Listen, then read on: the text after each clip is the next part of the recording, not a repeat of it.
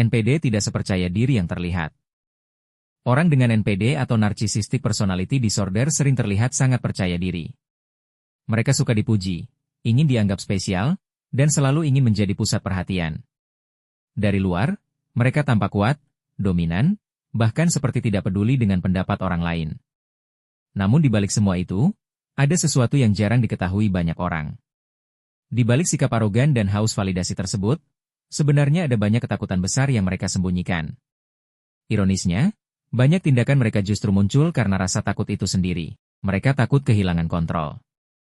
Takut diremehkan. Takut tidak dianggap penting. Bahkan takut menghadapi diri mereka yang sebenarnya. Dalam video ini kita akan membahas hal-hal yang paling ditakuti oleh seseorang dengan NPD, dan mengapa ketakutan itu bisa membuat mereka bertindak manipulatif, defensif, bahkan menyakiti orang lain. Ketakutan 1. Takut tidak dianggap istimewa. Salah satu ketakutan terbesar seorang NPD adalah merasa dirinya biasa saja. Mereka sangat membutuhkan perasaan bahwa dirinya lebih unggul dibanding orang lain. Mereka ingin dianggap spesial, unik, pintar, sukses, atau lebih hebat dari lingkungan sekitarnya. Karena itu, ketika mereka merasa diabaikan atau tidak diperlakukan secara khusus, mereka bisa merasa sangat terganggu.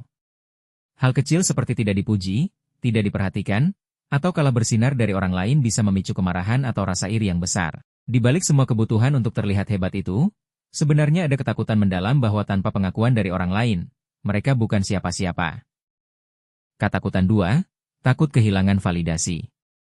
NPD sangat bergantung pada validasi eksternal. Mereka membutuhkan pujian, perhatian, dan pengakuan secara terus-menerus untuk menjaga harga diri mereka tetap stabil. Itulah sebabnya banyak orang dengan NPD terlihat haus perhatian. Mereka ingin dikagumi. Ingin dipandang sukses. Ingin selalu terlihat menarik di mata orang lain. Ketika validasi itu hilang, mereka bisa merasa kosong, marah, atau bahkan mengalami krisis emosional. Karena bagi NPD, pujian bukan sekadar hal menyenangkan. Pujian adalah bahan bakar untuk mempertahankan identitas mereka. Ketakutan 3. Takut dikritik. Hal yang sangat sulit diterima oleh seorang NPD adalah kritik. Bahkan kritik kecil yang sebenarnya wajar bisa dianggap sebagai serangan besar terhadap harga diri mereka. Itulah sebabnya banyak NPD menjadi sangat defensif ketika dikoreksi. Mereka bisa marah, menyalahkan orang lain, memutarbalikkan keadaan, atau bahkan menyerang balik secara emosional. Mengapa demikian? Karena kritik membuat mereka merasa tidak sempurna. Dan bagi seorang NPD, rasa tidak sempurna adalah sesuatu yang sangat menakutkan. Mereka ingin mempertahankan citra diri yang ideal, sehingga kritik sering dianggap ancaman terhadap identitas mereka. Ketakutan 4. Takut kehilangan kontrol.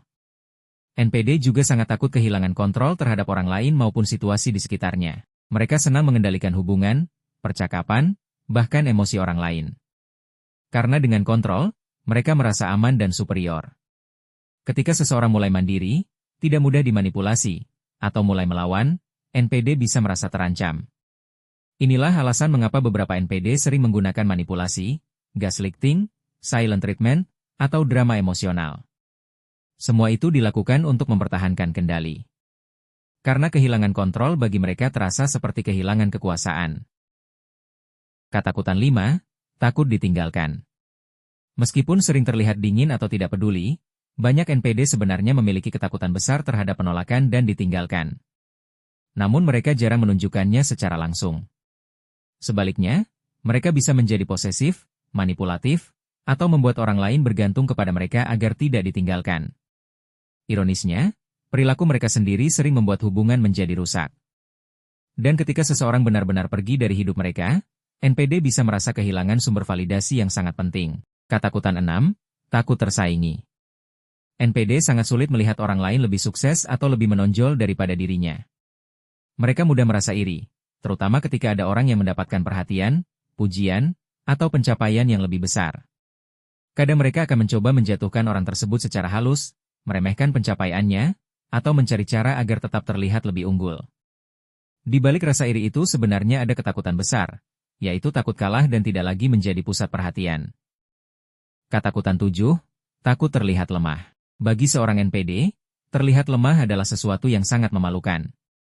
Karena itu mereka sering menyembunyikan emosi asli mereka. Mereka tidak suka terlihat sedih, gagal, takut, atau tidak mampu. Bahkan saat sedang terluka secara emosional, mereka bisa tetap terlihat dingin dan percaya diri di depan orang lain. Mereka membangun citra kuat untuk melindungi diri dari rasa malu dan kerentanan yang sebenarnya mereka rasakan di dalam. Ketakutan 8. Takut kehilangan image.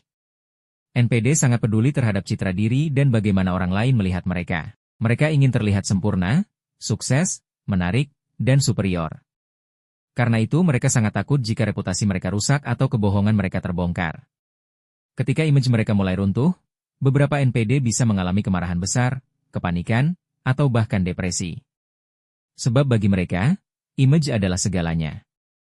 Tanpa citra yang hebat, mereka merasa kehilangan nilai diri. Di balik sikap arogan, manipulatif, dan haus perhatian, sebenarnya banyak NPD hidup dengan ketakutan yang besar di dalam dirinya. Mereka takut dianggap biasa. Takut dikritik. Takut kehilangan validasi. Takut tersaingi. Dan takut menghadapi rasa kosong dalam dirinya sendiri. Memahami hal ini bukan berarti membenarkan perilaku toksik mereka. Tetapi dengan memahami akar ketakutannya, kita bisa lebih mengerti mengapa mereka bertindak seperti itu. Dan yang paling penting, kita bisa belajar menjaga diri dari manipulasi emosional yang mungkin mereka lakukan. Menurut kamu, dari semua ketakutan tadi, mana yang paling sering terlihat pada seseorang dengan NPD? Kalau kamu suka konten seperti ini, jangan lupa dukung channel ini dengan cara subscribe, like, dan share ke teman-teman kamu. Tulis juga pendapat atau pengalaman kamu di kolom komentar, karena mungkin cerita kamu bisa membantu orang lain yang mengalami hal serupa. Sampai jumpa di video berikutnya.